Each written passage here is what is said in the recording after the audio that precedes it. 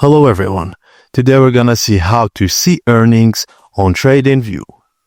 Firstly, open any chart on TradingView to enable earnings icon on the chart.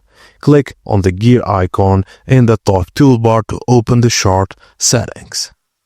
Now navigate to the Events tab and check the box labeled as Earnings. This will display earnings icons along the x-axis, time axis on the chart. You'll see icon shape and colors depending on the earnings meaning.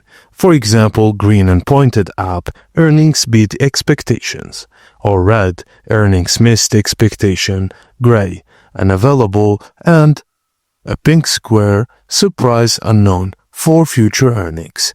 And that's it, guys. Thank you for watching, and please don't forget to like and subscribe for more.